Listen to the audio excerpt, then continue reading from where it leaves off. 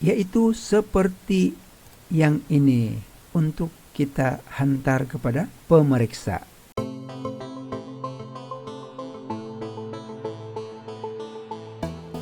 Halo guys, apa kabar semua guys? Guys, hari ini kita berjumpa lagi dalam video kali ini, dan hari ini kita akan belajar bagaimana membina rangkaian kaedah laluan genting.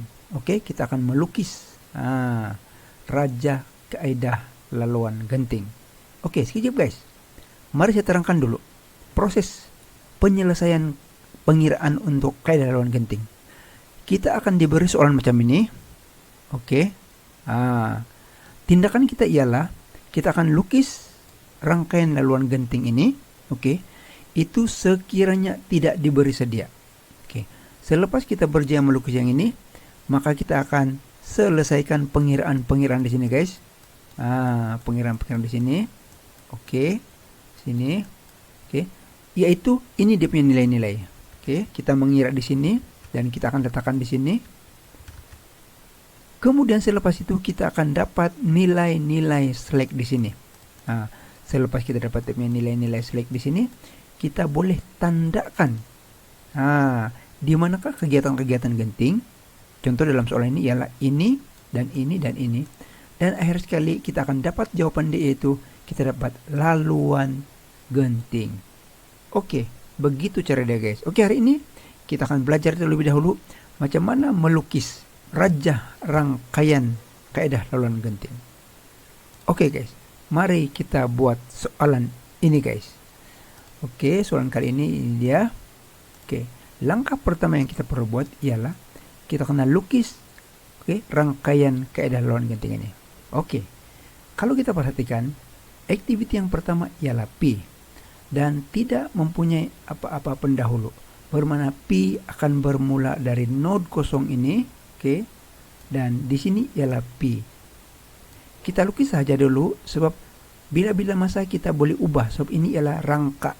Oke, rangkanya dahulu, rangka kasar dia. Kita letakkan di sini ialah P. Oke, dan ada juga node di ujung itu P. Ini sebagai kosong, ini ialah 1 dan ini adalah anak panah. Oke, seterusnya ialah Q. Oke.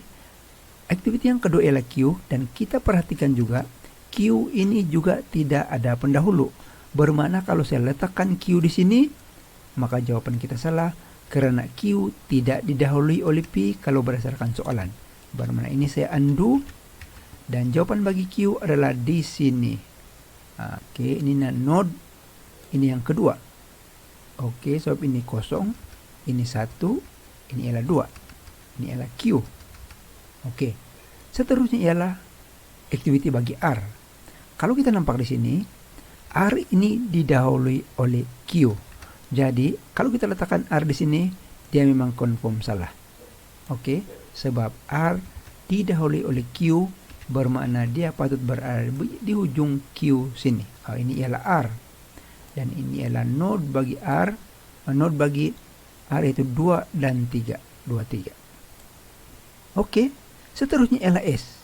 Kita perhatikan. S ini pula, S ini pula didahului oleh P dan Q. Jadi kalau kita lihat sini, di mana sepatutnya kedudukan S itu? Tidak apa, kita lukis saja dulu. Ini ialah S saya. Oke, ini adalah S saya. Oke, ini adalah node yang keempat. Dan kita perhatikan, di belakang S sepatutnya ialah P dan Q. Tetapi bila kita perhatikan, S hanya didahului oleh P dan Q tidak mendahuluinya seperti yang dikehendaki dalam soalan. Oke, ini bermakna kita perlu meletakkan satu dummy dalam kedudukan begini.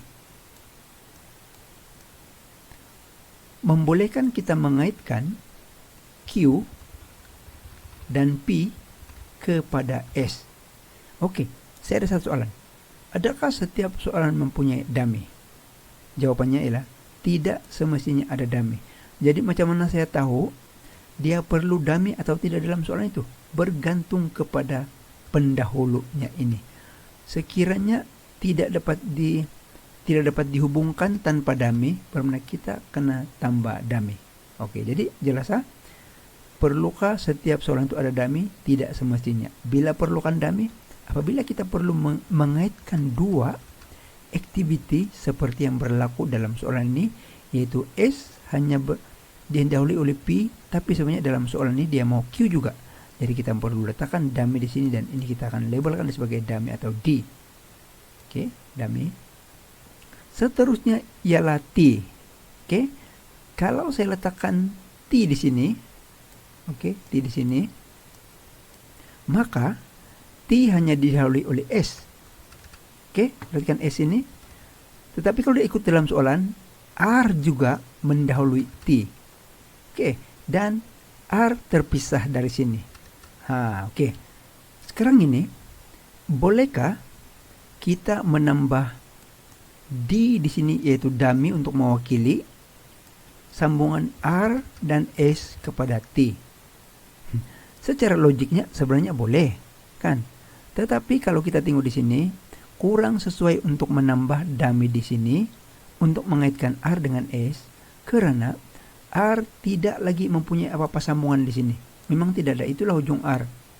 Sedangkan Q pula tadi, dia mempunyai sambungan untuk R di sini. Sebab itu, dia tidak boleh naik ke atas sini. Tetapi R itu pula, kita boleh ubah supaya dia menjadi macam ini. Ini kita buang, dan kita akan sambungkan R terus ke sini. Oke, ini saya padam dulu. Dan inilah keadaan sekarang. Oke, mungkin ada yang tanya, ini pun kita padam dulu. Mungkin ada yang tanya, kenapa tadi kita tidak boleh buat Q? Oke, kita tidak boleh Q sambung ke satu tadi untuk membolehkan dia disambungkan dengan S. Tidak boleh dilakukan macam itu. Sekiranya kita letak begini tadi, maka garisan itu akan bertindan dengan P. Yang mana akan bertindan activity P. Jadi kita tidak boleh angkat Q ini ke atas tadi, karena dia akan bertindan dengan P. Sebab itulah, untuk membolehkan P dengan Q bersambung dengan S, maka kita perlu letakkan dummy di sini. R tadi memang tidak ada apa-apa di sini. Oke, kita boleh shift dia pergi atas sini. Kita shift dia pergi atas sini. Jadi ini adalah 3. Oke, ini kita padam dulu. Kita padam. Dan itu ialah T. Sekarang ini kita akan ada satu node lagi untuk T di sini, yaitu yang keempat. Dan seterusnya ialah U. Oke, U didahului oleh T, dan itu agak mudah untuk melukis. Begini, sini ialah U, dan ini ialah node terakhir, yaitu 5, dan ini anak panah di sini, dan anak panah di sini. Oke. Selepas ini nanti, selepas kita lukis rangka macam ini, kita akan semak balik lukisan kita ini. Sebelum kita kemaskan betul sebenarnya dia punya lukisan, kita akan semak balik berdasarkan soalan yang ini. Coba kita lihat. Kalau ikut lukisan kita ini, U didahului oleh T. Semak di sini, U didahului oleh T. Betul. Oke. T didahului oleh S dan R. T didahului oleh S dan R. Betul. Oke. S pula didahului oleh P dan Q. Betulkah? S hanya didahului oleh P. Tetapi oleh karena ada dummy di sini, maka Q mengaitkan S dengan Q. Oke, jadi S didahului oleh P dan Q. P dan Q. Kemudian R didahului oleh Q. Oke, R didahului oleh Q. Oke, terlupa anak panah sini. Oke, betul. Dan Q dan P tidak didahului oleh apa-apa activity. Maka jawaban untuk rangkaian kita ini sudah betul. Oke. Jadi beginilah kaidah untuk melukis rangkaian kaidah laluan genting. Dan yang ini adalah rangka saja, maksudnya ini lakaran. kita perlu menggunakan alat yang sesuai untuk buat bulatan, menggunakan pembaris, dan labelkan dia dengan label yang kemas untuk jawaban yang sebenar, yaitu seperti yang ini. Oke, ini ialah jawaban yang kemas untuk kita hantar kepada pemeriksa. Oke guys, jadi video pada kali ini saya telah menerangkan bagaimana kita melukis rangkaian kaidah laluan genting. Oke, dan saya harap kamu boleh melukis sendiri nanti jika ada soalan yang bertanyakan untuk membina kaidah laluan genting. Oke, selepas kita lukis rangkaian kaidah laluan genting ini, langkah seterusnya, tapi kita tidak buat hari ini, sebab kita punya skop hari ini hanya untuk melukis saja. Dalam pepergian sebenar, selepas melukis yang ini, maka kita akan sambung jadwal ini, oke, seperti macam ini, seperti macam ini deh, yang tadi itu. Dan kita akan isi di sini untuk menentukan untuk mendapatkan dia punya select di sini.